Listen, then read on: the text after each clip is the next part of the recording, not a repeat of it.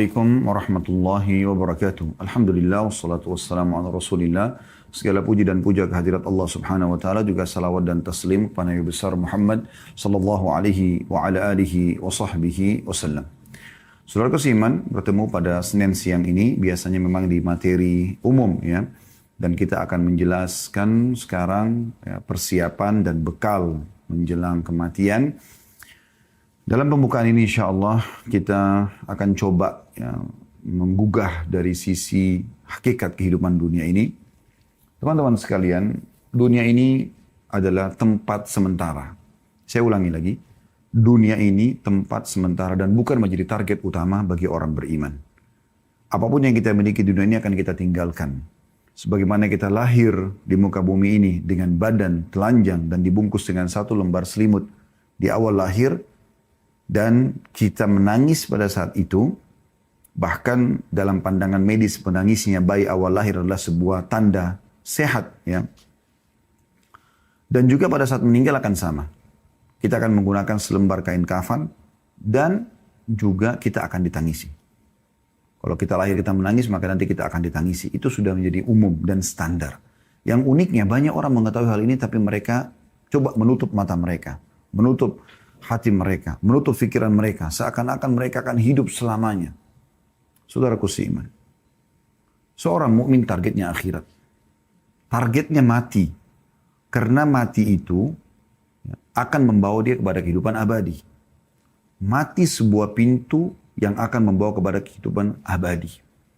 Itu yang kita harus tanamkan dalam benak kita.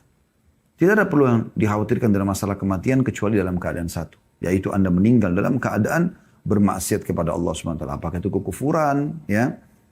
Apakah itu adalah kemaksiatan yang besar yang Anda tidak sempat taubat, maka itu Anda perlu khawatir. Tapi selama Anda berada di jalur keimanan, beramal saleh, patuh kepada Allah, mematuhi peraturan-peraturan Allah, menjauhi apa yang dilarang, maka tidak ada yang perlu dikhawatirkan. Justru orang mukmin rindu dengan kematian. Dan inilah yang memotivasi para sahabat ridwanullah alaihim dan orang-orang saleh sebelum kita, bagaimana mereka selalu ingin rindu mendapatkan mati syahid dengan berperang. Pada saat dikumandangkan perang, luar biasa mereka berada di saf-saf pertama. Bukan cuma orang-orang tua, anak-anak muda pun diantara mereka begitu keadaannya. Kita dengarkan kisah bagaimana Abdullah bin Abbas, Abdullah bin Umar, Abdullah bin Amr bin As, dan sahabat-sahabat Nabi yang lain yang masih kecil-kecil umurnya di perang Badr. Pada saat Nabi SAW panggil atau di perang Uhud, maka mereka berlumba-lumba ingin berada di jalur peperangan tersebut supaya mereka ikut. Karena mereka sudah tertanamkan, memang target kita bukan dunia. Semuanya akan kita tinggalkan. Ya. Para sahabat ridwanullah alaihim, mereka itu tidak pernah merasa sedih kalau ketinggalan apapun atau kehilangan apapun dari urusan dunia. Apapun itu, walaupun besar di mata orang. Yang mereka sedih justru kalau mereka terlewatkan waktu untuk beribadah. Luput dari sholat berjamaah di masjid, luput dari sholat malam, luput dari membaca Al-Quran yang sudah dijadwalkan, luput dari sedekah, luput dari segala macam perbuatan kebaikan ini. Disitulah mereka merasa sedih. Tapi kalau dunia mereka gak pusing. Karena memang kata Nabi SAW, raka'atai al-fajr khairu minad dunya wa ma fiha. 2 rakaat sholat sunnatul fajr lebih baik daripada dunia dan seluruh isinya. 2 rakaat saja yang kita kerjakan cuma 2-3 menit. Setiap subuh Anda bisa dapatkan itu. Tidak ada sesuatu yang menjadi target utama orang beriman ya, di dunia ini. Kecuali hanya dia tunggangi dunia untuk kebutuhan akhiratnya. Apapun yang dilakukan hubungkan dengan masalah akhirat.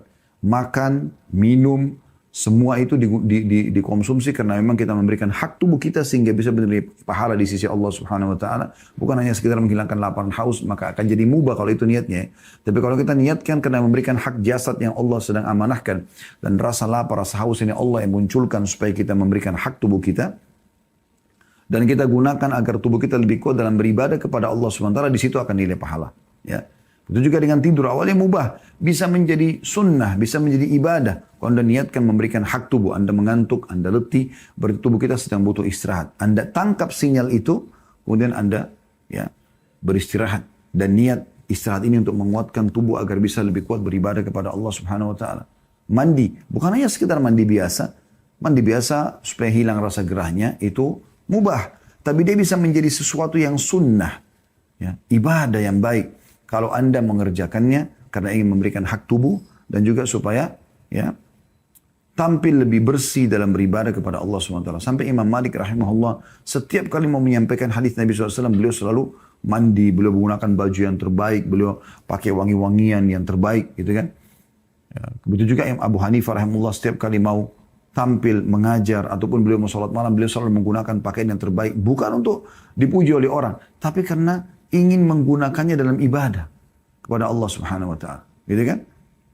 Maka di sini harus bisa diatur bagaimana niatnya, ya. Jangan pernah teman-teman targetnya dunia, karena akan pendek sekali. Ya. Tapi kalau maksudnya pendek sekali targetnya, ya. Tapi kalau diniatkan untuk akhirat maka akan sangat luar biasa. Ya. Akan sangat panjang ya sesuatu yang kita lakukan ya, dalam arti kata dalam hal memasang target ya dan mengejar apa yang terbaik yang akan kita raih di akhirat sana. Kita akan buka dengan hadis Aisyah radhiyallahu anha di mana beliau berkata bahwasanya Rasulullah sallallahu alaihi wasallam bersabda, "Man ahabba liqa Allahi ahabba Allahu liqa'ahu wa man kariha liqa Allahi kariha Allahu liqa'ahu."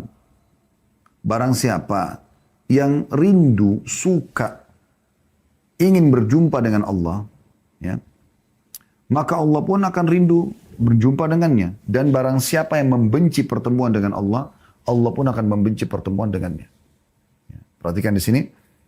Kemudian fakultu, ini jawaban nanti ya. Kalau anda mengatakan apa hubungannya hadis ini dengan bahasan kita, coba perhatikan. Fakultu kata Aisyah, maka aku berkata, ya Nabi Allah, wahai Nabinya Allah.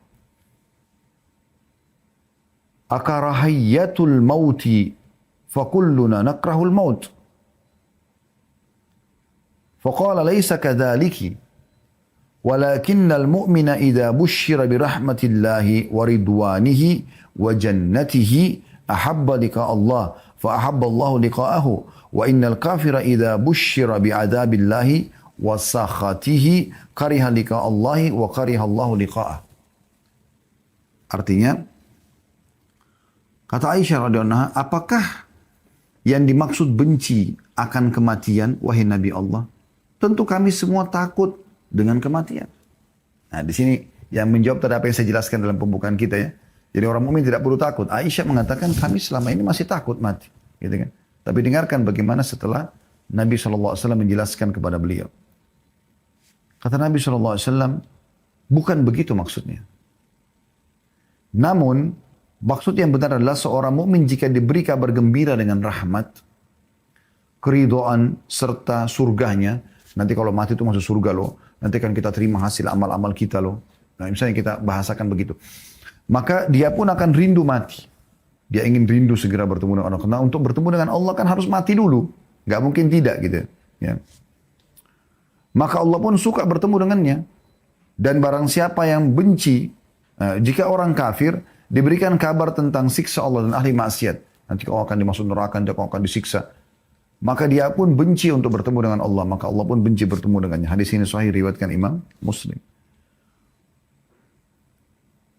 Ulama cuma mengatakan ada dua jenis orang yang takut mati. Yang pertama takut yang tidak tercela. Yaitu takut sebagai sifat orang mukmin. Misalnya dia takut nanti kalau dia mati amalnya masih kurang. Contoh. Nah itu masih positif ya. Jadi bukan takut karena kematian tapi takut amalnya kurang. Itu sering dinukil dari para salafus saleh. Mereka memang khawatir jangan sampai mereka mati dalam kondisi ya, amalnya masih kurang. Kemudian takut yang tercela adalah takut yang menunjukkan lemahnya iman karena tidak mau berpisah dengan dunia. Maka ini sangat ya buruk. Dan ini yang membuat umat Islam menjadi lemah. Justru nilai plus kita sebagai umat yang beriman kepada Allah pada saat kita justru tidak cinta dengan dunia dan tidak takut dengan kematian. Perhatikan hadisnya, hadis yang masyhur ya. Hadis yang diriwayatkan oleh Abu Dawud dan Ahmad dan disahihkan oleh Syekh Albani. Melalui Thauban radhiyallahu anhu, qala Rasulullah sallallahu alaihi wasallam, bahwasanya Rasulullah SAW bersabda, yushiku al-umama an tada'a alaikum kama tada'a al-akalatu ila qas'atiha. Kata Nabi SAW, hampir saja para umat, maksudnya yang kafir, sesat, yang bermaksiat, mengurumuni kalian dari berbagai penjuru sebagaimana mereka berkumpul menghadapi makanan dalam piring. Jadi kalau ada makanan mau dihidangkan lalu dipanggil, ayo ayo makan yuk. Maka mereka sama-sama saling ngeroyokin satu nampan itu kan. Nabi SAW gambarkan kita seperti nampan di makanan itu umat Islam itu. Gitu ya. Faqala qailun min killatin nahnu yawma idin. Maka salah seorang mengatakan, ya Rasulullah, apakah pada satu kami sedikit? Kenapa para sahabat menanyakan ini teman-teman sekalian? Karena memang di zaman beliau saja, di zaman Nabi Muhammad SAW, umat Islam sedikit sekali. Kota Madinah kota yang kecil ya, dibandingkan kota-kota umat Islam sekarang ini. Dengan jumlah sedikit, kota mereka kecil, persenjataan mereka masih sederhana. Orang-orang kafir pada ketakutan dengan kaum muslimin. Ya. Merasa segan. Maka sahabat ini mengatakannya, Rasulullah, waktu kami dikeroyokin itu nanti, apakah jumlah kami sedikit? Qala bal antum yawma idin katsir. Ketahuilah pada hari itu kalian sangat banyak. Sekarang jumlah kita miliaran umat Islam. Walakinnakum gutha'u ka gutha'is sail. Tapi pada saat itu kalian seperti buih di lautan. Ya. Buih di lautan yang tidak ada ya, atau sampah yang dibawa oleh air hujan. Jadi kayak bawa arus dan nggak ada nilainya gitu ya. Wala yanzi'anna Allahu min suduri aduwikum al-mahabata minkum. Pada saat itu Allah sudah mencabut rasa segan dari musuh-musuh kalian. Wala yaghzifanna Allahu fi qulubikum al-wahan. Dan pada saat itu disebabkan dalam hati kalian tertanam penyakit wahan. Faqala qailun ya Rasulullah wa mal wahan. Intinya di sini sebenarnya. Kata seseorang, ya Rasulullah, apa itu wahan? Yang membuat akhirnya kami lemah. Kami bisa dikeroyok oleh musuh. Ya. Kata Nabi SAW, qala hubbud dunya wa karahiyatil maut. Ini kuncinya. Cinta dunia, takut berpisah dengan dunia. Dan juga benci dengan kematian. Bisa ditangkap ya? Relevansi antara dalil ini dengan apa yang kami sampaikan tadi di pembukaan. Seharusnya seorang mukmin atau setiap mukminah ya, itu menjadikan target mati itu sebagai target dia. Karena dengan mati, dia akan menjadi orang yang menuju kepada kehidupan abadi. Bertemu dengan Tuhannya, bertemu dengan Rasulullah SAW, melihat hasil amalnya. Yang penting, orang-orang beriman itu sibuk dengan masalah ya, amal solehnya. Kalau dia sudah tahu dia akan menuju ke akhirat, maka dia akan sibuk dengan amal soleh. Dia tidak akan ketinggalan sholat 5 waktu, tidak akan ketinggalan sholat-sholat sunnah. Dia terus meningkatkan kualitas dari ibadahnya, dan kuantitas bagi ibadah yang boleh ditingkatkan kuantitasnya. Contoh misalnya, kalau yang sholat 5 waktu sudah nggak boleh ditingkatkan lagi kuantitasnya. Memang sholat subuh sudah 2 rakaat, duhur, asar, isya 4 rakaat, maghrib 3 rakaat. Tidak mungkin ditambah rakaatnya, itu sudah baku. Nah ini kan ibadah yang tinggal ditingkatkan kualitasnya. Ya. Seperti on time, tingkatkan kualitas kehusyuannya, jumlah ayat bacaannya, jumlah bacaan-bacaan ruku dan sujudnya, tidaknya ragamnya semua divariasikan. Kemudian yang boleh ditambah seperti misalnya sedekah, ya. Kalau tadi dia biasa sedekah 10.000 rupiah, dia sekarang sedekah 20.000 rupiah. Dia tingkatkan ke 50.000, dia tingkat 100.000 rupiah, dia tingkat ke 1 juta rupiah. Dia coba selalu meningkatkan kualitas dan kuantitasnya. Itu juga dengan zikir yang memang dibolehkan untuk memperbanyak gitu kan. Baca salawat pada Nabi SAW. Tadinya mungkin dia cuma baca 10 kali, sekarang dia pindah ke 100 kali, dia pindah ke 1000 kali. Dia coba tingkatkan kualitasnya. Ya. Maka itu yang dimaksudkan dengan dia memperbanyak amal. Sehingga dia tinggal dengan penuh keyakinan dia akan menerima hasil amal itu. Karena Allah SWT mengatakan kan, وَمَنْ يَعْمَلْ مِثْقَالَ ذَرَّةٍ خَيْرًا يَرَهُ. Siapa yang berbuat seperti biji sawi dari kebaikan dia akan lihat. وَمَنْ يَعْمَلْ مِثْقَالَ ذَرَّةٍ شَرًّا يَرَهُ. Siapa yang berbuat seperti biji sawi keburukan maka dia akan lihat. Ya. Ini poin perlu digarisbawahi.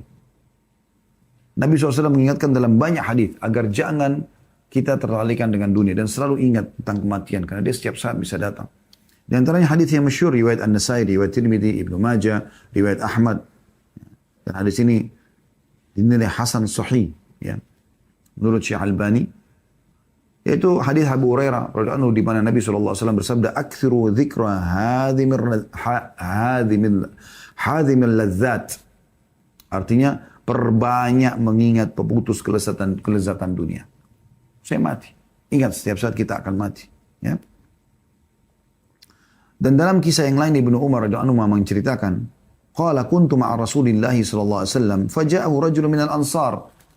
Saya pernah duduk bersama Rasulullah SAW, Dan datanglah seorang laki-laki dari Ansar. Ya. Fasallama ala Nabi SAW, dia mengucapkan salam kepada Nabi SAW. Thumma qala, kemudian dia berkata, Ya Rasulullah, ayyul mu'minina afdal. Siapakah orang beriman yang paling baik, yang paling afdal, paling Allah cintai, paling besar pahalanya, paling mulia kedudukannya, paling tinggi derajatnya. Itu maknanya semua. Qala ahsanuhum khuluqa. Yang paling baik akhlaknya. Santun, ramah, dermawan, semuanya kebaikan-kebaikan ada padanya. Qala fa'yul mu'minina akyas. Lalu siapa orang mukmin yang paling cerdas? Qala aktsaruhum lil mauti dzikra.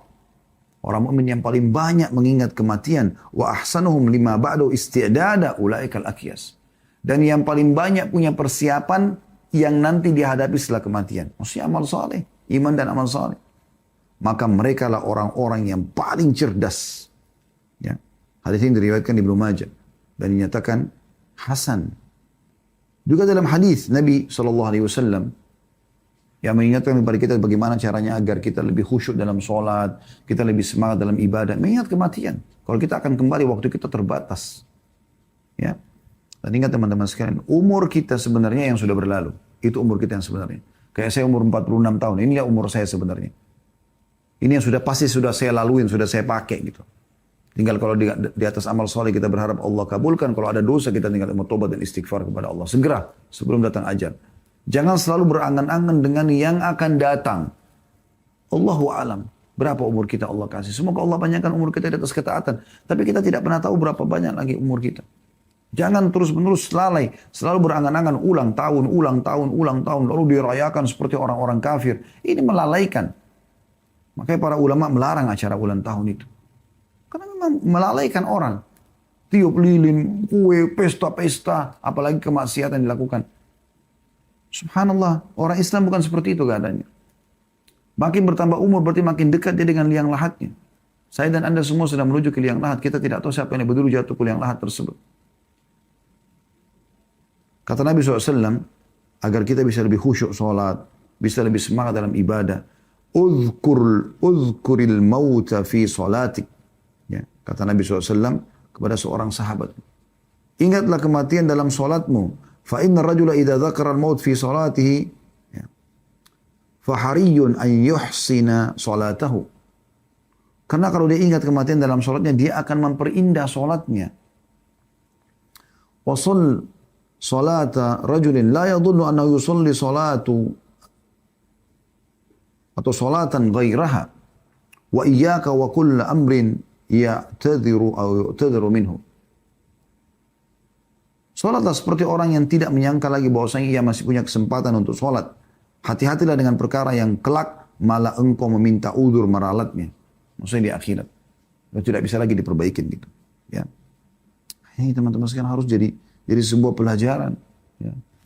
Sebuah peringatan buat kita. Kalau misalnya ada seseorang, saya sering kasih contoh ini, saya ingatkan kembali ya. Kalau misalnya ada seseorang divonis oleh dokter. Dokter mengatakan, umur Anda tinggal hari ini. Penyakit ini nggak bisa sembuh lagi sudah. Apa boleh buat? Sudah harus ya meninggal dunia. Seperti itulah. Lalu Anda masih punya kesempatan untuk sholat. Atau misalnya Anda ditangkap oleh musuh, ditawan, dan sudah tidak bisa lagi buat apa-apa. Musuh akan membunuh Anda. Anda masih dikasih kesempatan buat satu hal. Lalu Anda punya kesempatan untuk sholat. Habis sholat Anda dipenggal. Kira-kira bagaimana sholat Anda? Tentu Anda akan coba menjaga kekhusyuan kepada Allah Subhanahu wa Ta'ala. Harusnya kita tidak harus tunggu itu teman-teman. Karena malaikat maut jauh lebih hebat, ya, lebih dahsyat prosesnya dibandingkan dengan orang yang akan memenggal kepala Anda itu. Nabi SAW memastikan dalam hadits Ibnu Hibban, Al-Baihaqi dengan sanad hasan. Manfaat mengingat kematian ini, ya. Aktsiru dzikra hadimir ladzat fa inna ma dzakarahu ahadun fi dhiqin minal 'aishi illa wasi'ahu 'alaihi wala fi sa'atin illa dhayyaqahu 'alaihi.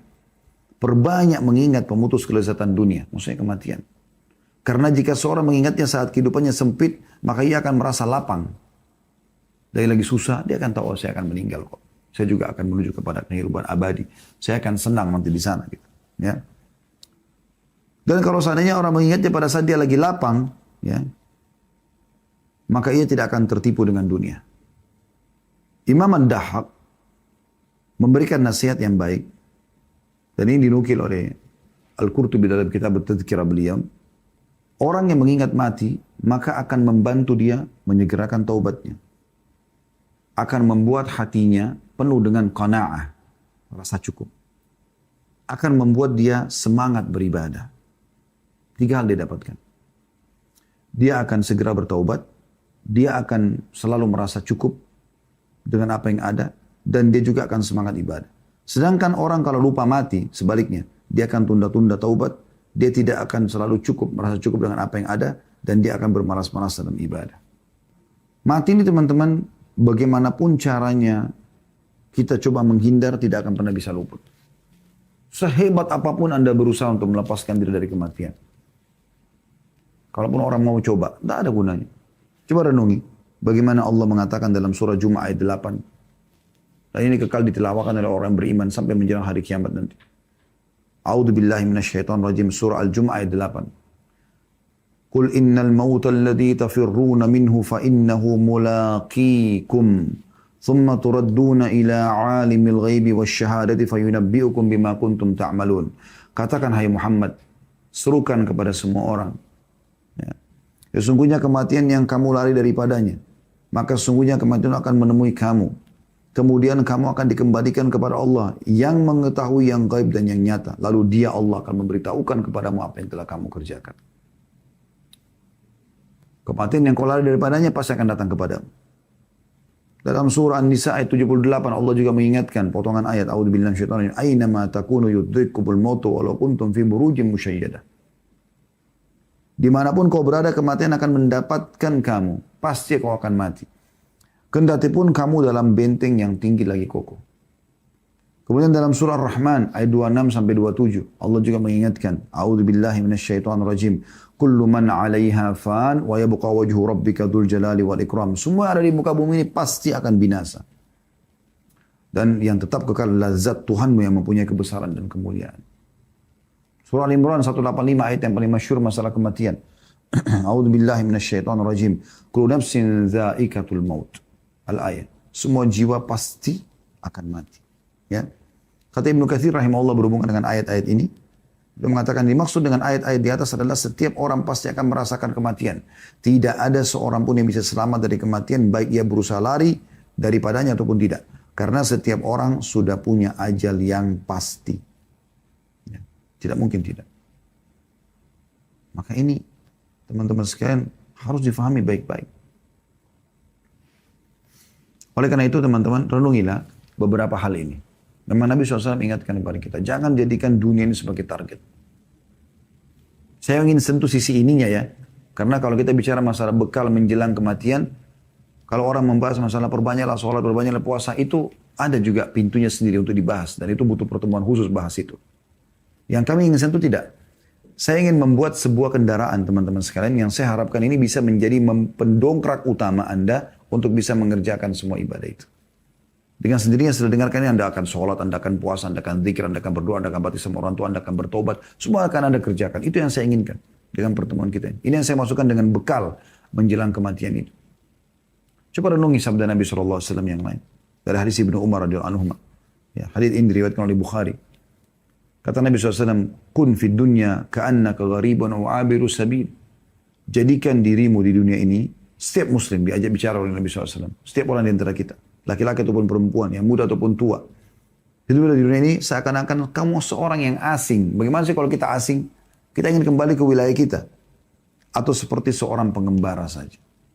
Maka Ibnu Umar berkata tentang hadis ini, Idza amsayta fala tantadirus sabah. Kalau kau tiba sore hari, jangan pernah tunggu pagi. Jangan pernah mengkhayal kau masih hidup pagi. Anggap kau akan mati pada saat itu. Sehingga segera taubat dan segera memperbanyak amal soleh.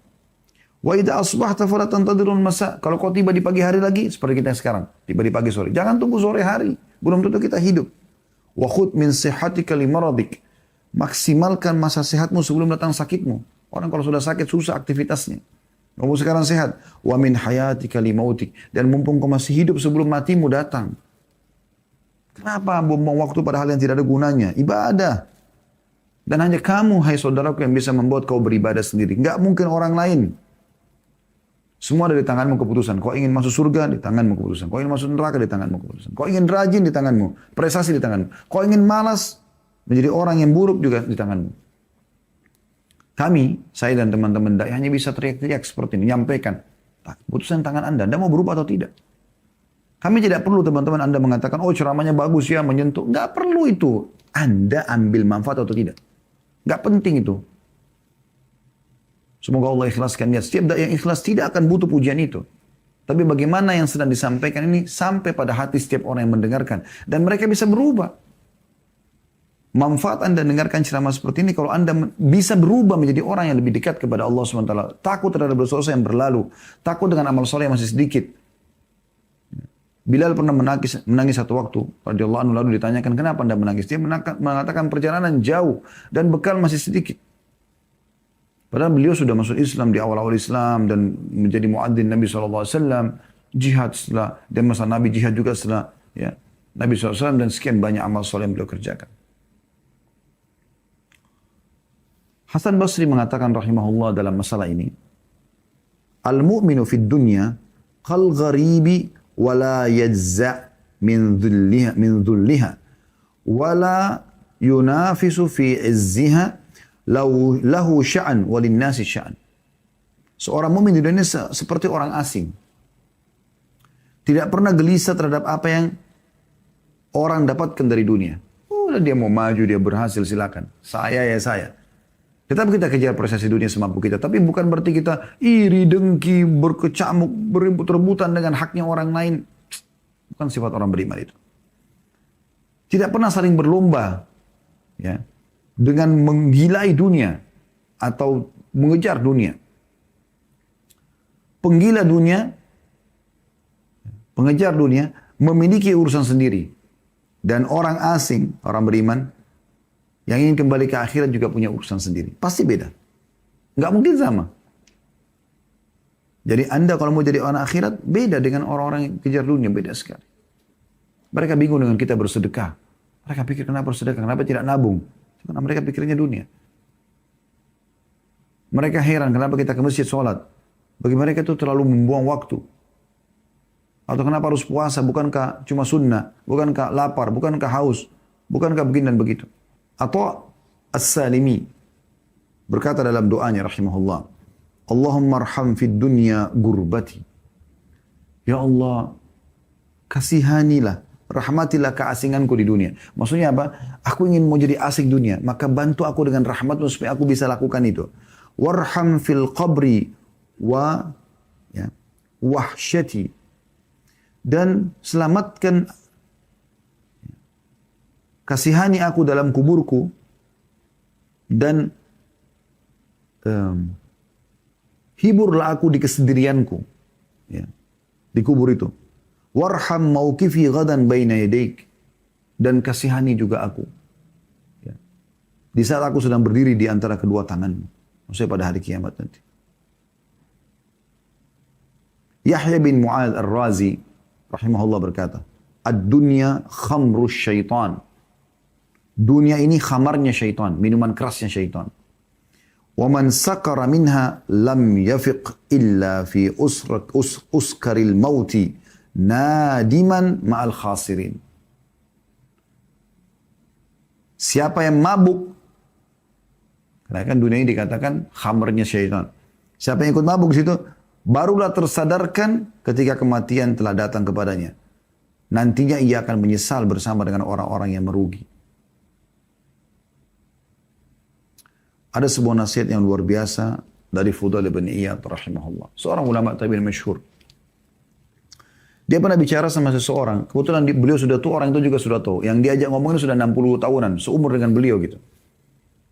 Beliau bertanya begini, Kam atat alaik? Kam atat alaik? Ya. Udah berapa umurmu?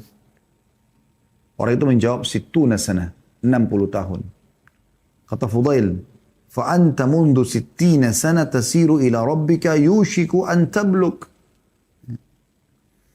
Kalau begitu kau sudah 60 tahun berjalan menuju Tuhanmu dan sebentar lagi kau akan sampai. Orang itu mengatakan, Inna lillahi wa inna ilaihi raji'un. Kami milik Allah, kami akan kembali kepada Allah. Kata Fudail, ata'arifu tafsirah? Apa kau tahu apa makna kalimat yang kau ucapkan tadi, istirja itu? Inna lillahi wa inna ilaihi raji'un. Orang itu diam. Lalu Fudail mengatakan, ya, ana lillahi abdun wa ilaihi raji'. Makna yang kau ucapkan tadi, inna lillahi wa inna ilaihi raji'un itu, karena kan ini bukan cuma pada saat orang mati seperti sebagian orang Indonesia pahami ya. Tapi ini diucapkan kalimat pada saat orang merasa ada sesuatu yang luput dari dia. Bisa jadi musibah buat dia karena umur sudah 60 tahun mungkin amalnya masih sedikit. Mungkin tobatnya belum diterima gitu loh. Jadi masukkan dalam kisah ini. Maka Fudail mengatakan yang kau ucapkan tadi inna lillahi wa inna ilaihi raji'un. Maknanya aku adalah hamba Allah dan akan kembali kepada Allah. Itu maknanya.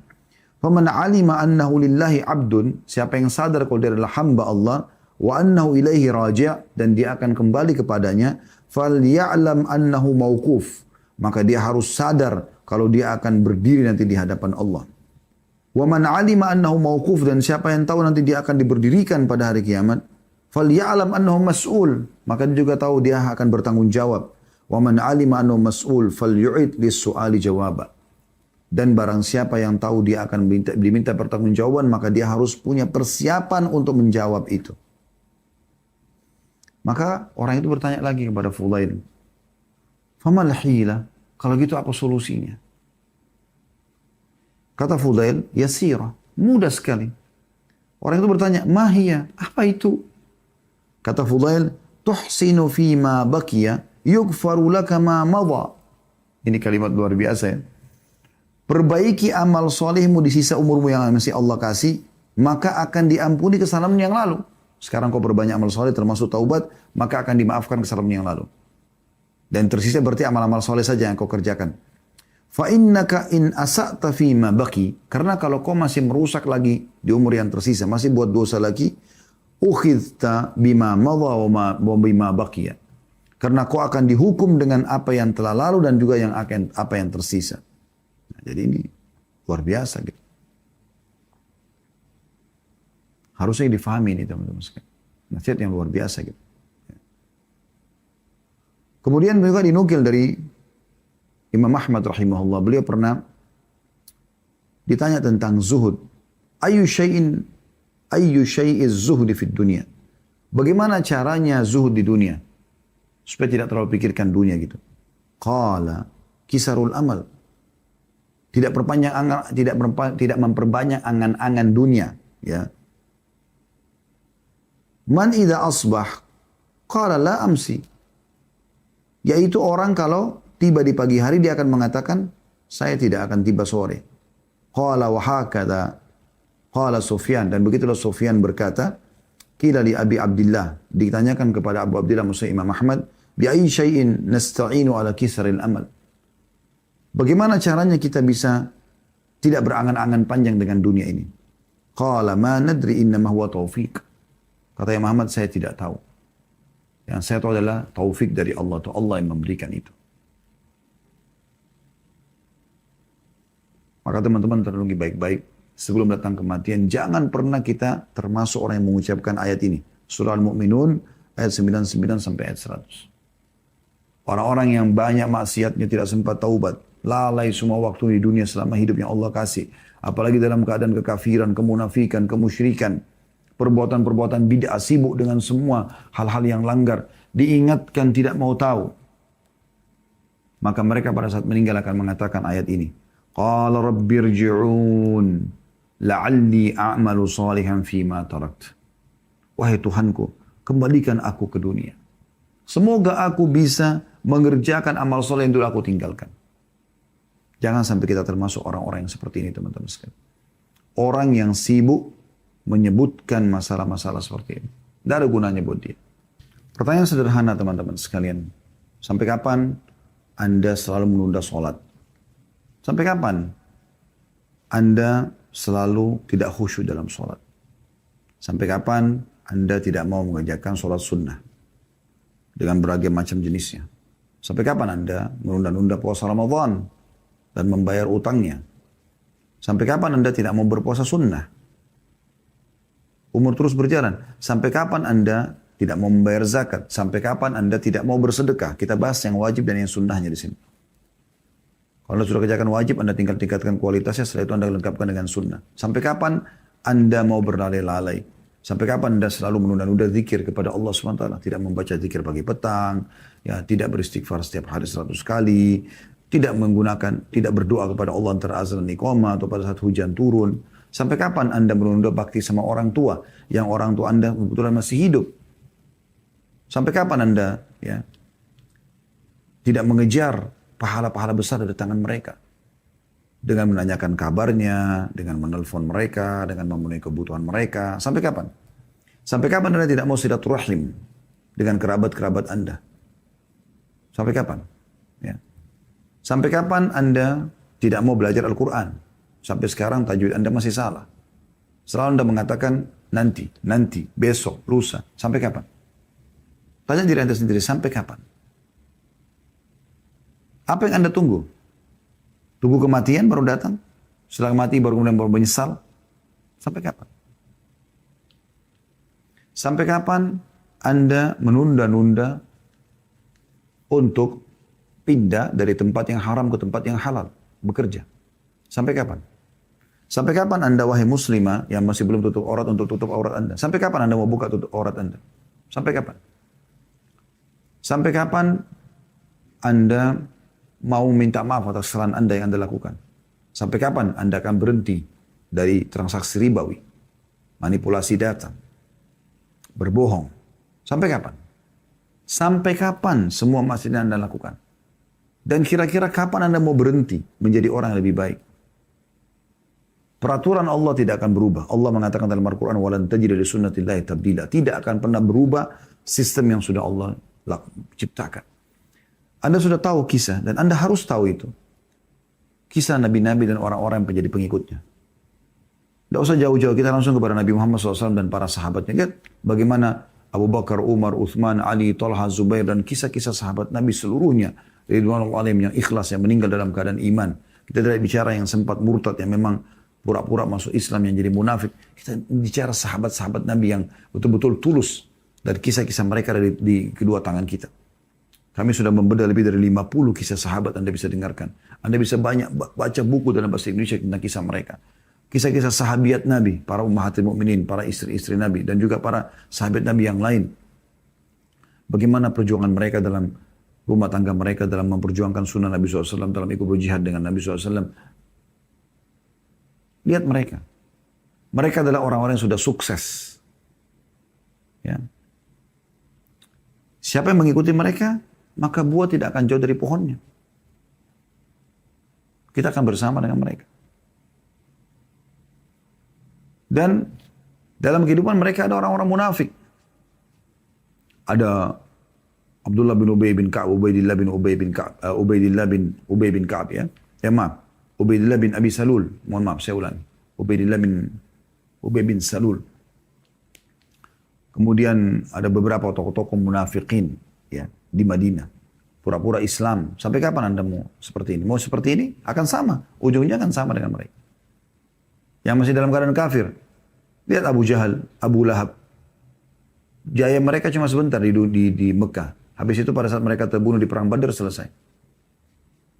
Abu Jahal terbunuh, Umayyah bin Khalaf terbunuh, Syaibah terbunuh, Al-Walid terbunuh, Uqbah terbunuh, ya. Utbah, ya, terbunuh. Bukan Uqbah tapi Utbah. Kemudian Abu Lahab terbunuh tapi di Mekah, bukan di peperangannya. Habis cerita mereka dan hanya dikenang keburukannya. Sebelumnya ada Fir'aun, ada Namrud, ya. Semua nabi-nabi dan orang beriman selamat, dan semua orang-orang yang kufur, munafik, musyrik, semua akan celaka. Itu tidak akan berubah. Anda tinggal tentukan jalan Anda. Dunia ini sudah lama berlalu, teman-teman sekalian. Bukan baru umurnya. Kita ini penduduk-penduduk terakhir dunia. Jangan Anda pikir Anda ini berlahir di dunia ini baru. Enggak, ini dunia sudah tua. Sudah tua. Dalam sebuah riwayat bahkan Nabi SAW menggambarkan dunia ini seperti seorang wanita yang tua sekali. Sudah tua. Kita di akhir-akhirnya. Jangan lupa tentang sejarah manusia yang sudah lalu. Sampai kapan? Ada sebuah statement dari Hamid Al-Qaisari. Beliau berkata, rahimahullah, kulluna qad aikanal maut. Kita semua sebenarnya sudah yakin tentang kematian. Terbukti depan mata kita, kita banyak lihat orang. Bahkan ada orang terdekat kita sudah mati. Saya subhanallah hari Jumat yang lalu, sholat di masjid dekat kantor. Di sebelah kami ditaruh jenazah. Dari sebelum Jumat. Saya duduk sambil melihat. Di sebelah jenazah itu ada jemaah yang sedang sholat. Subhanallah. Yang hidup dan yang mati bersebelahan. Tapi yang hidup masih bisa beraktivitas, yang mati sudah nggak bisa. Yang hidup masih bisa mengamalkan isi khutbah, yang mati sudah tidak bisa. Mungkin bisa saja dia mendengar. Tapi nggak bisa buat apa-apa. Cuma itu fakta. Yang dalam geranda itu kemarin sama dengan mereka ini bisa hidup.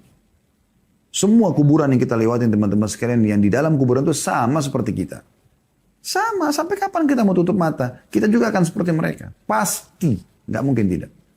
Selamatkan dirimu saudaraku. Sebelum telat waktunya. Wa ma nara lahu musta'iddan, tapi sayangnya kita tidak mempersiapkan diri untuk itu. Wa kulluna qad aikana bil jannati wa ma nara laha amila. Kita sudah yakin dengan surga, tinggal kita pelajari, kita bisa tahu. Kita tahu orang beriman kalau meninggal masuk surga. Tapi kenapa masih sedikit kita beramal? Wa kulluna qad aikana bin nar wa ma nara lahu khaifa. Kita sudah tahu tentang neraka, bahkan yang belum tahu bisa belajar. Tapi kenapa sedikit sekali orang yang takut untuk masuk ke neraka? Fa'alama tafrahun. Lalu kenapa kalian bergembira-gembira ini? Ya. Seakan-akan lupa dengan itu. Wa ma asaitum tantazirun. Dan apa kira-kira yang kalian tunggu? Al-maut, apakah kematian? Fahuwa awwalu waridi alaikum min amrillahi bi khairin aw bi syarr. Padahal dia perkara pertama yang datang kepada Allah. Yang memutuskan kalian dari dunia ini. Dia bisa jadi baik atau buruk. Kalau meninggal dalam keadaan baik, maka baik. Kalau meninggal dalam keadaan kufur, maksiat, maka buruk. Faya ikhwata. Siru ila rabbikum sayran jamila. Maka wahai saudara-saudaraku. Jalanlah kalian menuju Allah ya, dengan sebaik mungkin. Sebaik mungkin. Maksimalkan. Renungi sabda Nabi SAW dalam hadis riwayat Al-Hakim. Dan ini disahihkan oleh Syekh Albani. Hadis yang masyhur. Kata Nabi SAW, Igtanimu khamsan qabla khamsin. Maksimalkan 5 perkara sebelum 5 perkara. Nabi ingatkan. Yang pertama, syababaka qabla haramik. Masa mudamu sebelum masa tuamu. Maksimalkan mumpung masih energik, matanya masih terang. Ayo sholat ke masjid, jangan malas-malasan terus. Ayo baca Quran. Yang sudah tua baru mau berangan-angan. Sampai itu ada salah satu kerabat kami sudah meninggal rahimahullah. Semoga Allah maafkan. Setelah umurnya 65 tahun baru dia bilang, saya mulai sekarang mau baca kisah-kisah sahabat dan saya mau menulis buku-buku itu. 65 tahun umurnya. Mana kamu dari 20 tahun, 25 tahun, 30 tahun, mana? Umur yang belasan puluhan tahun tidak digunakan itu kenapa? Kalau Anda di sini ada yang ikuti ceramah kami ini, ternyata belum maksimal di masa dia. Jangan haramkan anak-anak. Kejar pahala di anak-anak, memasukkan mereka ke pesantren, buat mereka hafal Quran. Kejar kekuranganmu di situ. Supaya mereka kalau beramal kau akan panen pahala. Yang kedua, wasihatika qabla sakamik. Sehatmu sebelum kau sakit. Anda ikut acara ini kalau Anda belum flu, belum demam, belum rematik, belum stroke, belum segala macam. Maksimalkan akhi dan ukhti. Ibadah. Ibadah. Kami cuma bisa teriak-teriak seperti ini. Keputusan di tanganmu, hai saudara. Berubah. Gitu kan. Berubah. Semua di tanganmu. Kalau kau ingin berubah, maka Allah akan mudahkan itu. Kata Allah SWT dalam Al-Quran. A'udhu billahi minasyaitonirrajim. Inna Allah la yughayyiru ma biqawmin hatta yughayyiru ma bi anfusihim. Allah tidak akan mengubah nasib satu kaum sampai mereka mengubah diri mereka sendiri. Kalau kita mau mengubah menjadi orang yang baik, hijrah, maka kita akan jadi seperti itu. Yang ketiga, wa ghinaka qabla faqri. Kayahmu, punya pendapatan sebelum miskin. Ayo sedekah. Kalau tiba saat di mana kau sudah bangkrut, tidak punya lagi yang kau bisa sedekahkan, kau akan nyesal. Yang keempat, wa faragaka qabla syaglik. Waktu kosongmu sebelum kau sibuk. Karena kadang-kadang orang bilang, wah nggak ada kerjaan nih, kosong. Sibuk nonton sesuatu sampai berjam-jam. Begadang dari malam sampai pagi. Akhi dan ukhti. Kenapa nggak begadang dengan Al-Quran? Mendengarkan ilmu, menulis. Imam Ahmad rahimahullah pernah begadang, nggak tidur semalam suntuk, hanya mau mengeluarkan dari sebuah hadis manfaat. Mana kita dari ini semua?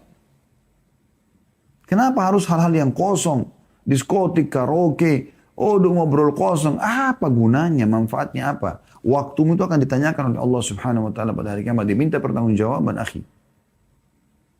Yang terakhir, wahayatika atau wahayataka qabla mautik. Dan hidupmu sebelum matimu. Ini harus diperhatikan baik-baik. Sebelum mati menyesal nanti. Ya, menyesal. Semoga Allah SWT menjadikan kita orang-orang yang selalu ya, terdorong untuk mengejar akhirat kita dan memaksimalkan waktu ibadah kita, waktu kita untuk ibadah kepada Allah SWT dan juga bertobat atas dosa kita.